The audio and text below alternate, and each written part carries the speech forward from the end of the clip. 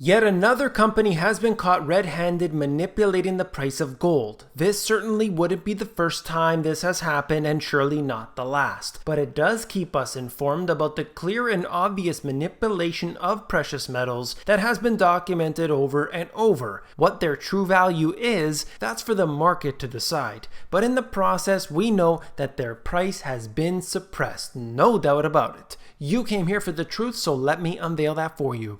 I've talked about this before over the years, and yet another case has popped up, this time with Merrill Lynch. I'm going to show you the details of that. We're going to look at the price of gold. I'm going to show you the central banks that have been buying gold. I'm going to give you the details you need. Let's go right away. Directly from the Department of Justice own website, Merrill Lynch Commodities Inc. enters into corporate resolution and agrees to pay a little slap on the wrist, $25 million, in connection with deceptive trading practices executed on the U.S. commodities markets. In the second paragraph, that's the information we need. According to Merrill Lynch's own admissions, beginning by at least 2008 and continuing through 2014, precious metals traders employed by Merrill Lynch schemed to deceive other market participants by injecting materially false and misleading information into the precious metals futures market. They did so by placing fraudulent orders for precious metals futures contracts that, at the time the traders placed the orders, they intended to cancel before the execution. You've heard of this scheme before. It's not original. In doing so, the traders intended to spoof or manipulate the market by creating the false impression of increased supply or demand, and in turn to fraudulently induce the other market participants to buy and to sell futures contracts at quantities, prices, and times that they would otherwise likely not have done so.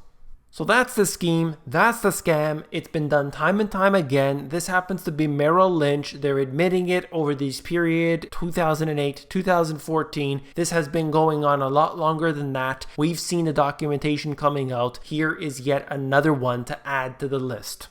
At the time of this recording, you are seeing gold's price sitting at around $14.10. It is down from its peak that it had seen recently. However, it has done very, very well. It was really overbought in this short period of time. There's no doubt about it. It was going parabolic for a period there, but we are still at levels that haven't been seen in quite some time. The rally in gold is picking up fresh fuel from investors. Two key data points on Friday suggest speculators are adding plenty of cash to the rally, which could drive prices even higher. Gold has now stormed past the 1400 mark, hitting the highest close since August of 2013. So we are going into a high it hasn't been at in many, many years. It was trading in between that range of around 1100, 1300, and now it has broken above that. So traders are really starting to look at it. But why is this happening? We'll get more into that today. In the third point here, they basically talk about the fact that the ETF attracted almost $1.6 billion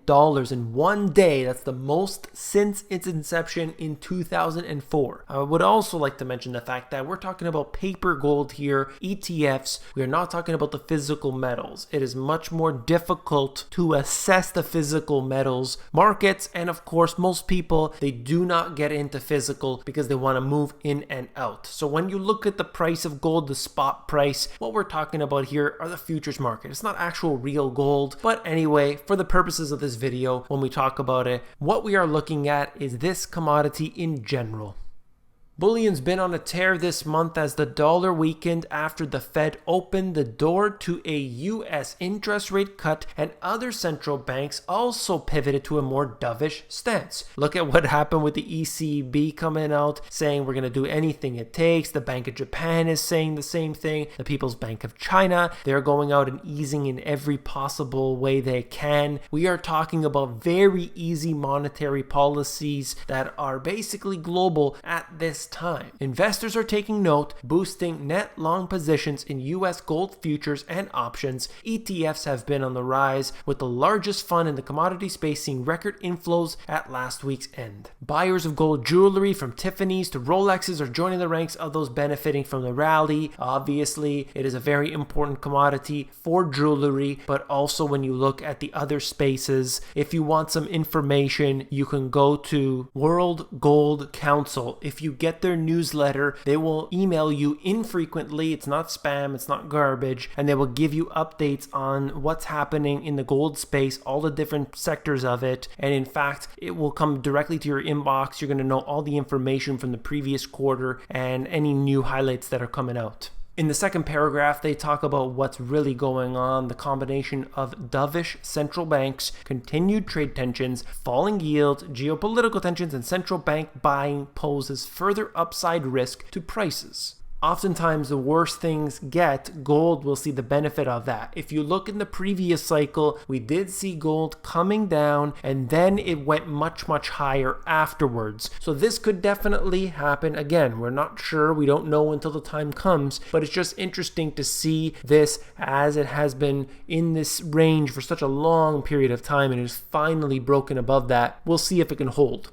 China's central bank purchases more gold in May. This information came out just showing you that some central banks are interested in purchasing the metal. Other central banks are selling it off. So it depends on where you are, but clearly China has been one of those central banks that has been purchasing a very large quantity over the years. China's central bank has now bought some 74 tons of gold since the end of November, so we have a very obvious intention here by this central bank to diversify away from the US dollar. They're doing so very slowly, very methodically. Just wanted to bring that to you. The increased gold purchasing by Asia's top economy comes at a time when global central banks are accumulating the precious metal in record numbers. Russia has been the top buyer of gold, adding about 274 tons to its reserves last year. Similar to China, Russia had added 78 tons of gold in 2019. So we're talking about fairly significant amounts in this relatively short period of time.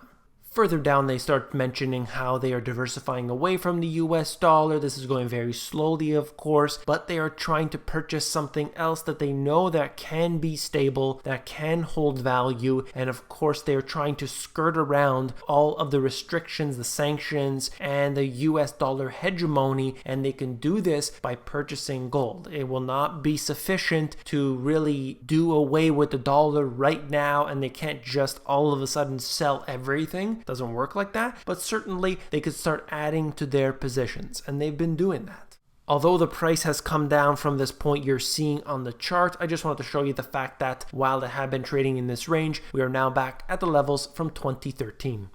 It seems like the rise in gold has been corresponding to the amount of negative yielding debt. People are not seeing the security from some of these investments. Might as well put your money in something that is actually safe or perceived as safe or a safe haven instead of investing in something you know you're going to lose in for sure. This is really something that I will be watching and bringing to you further.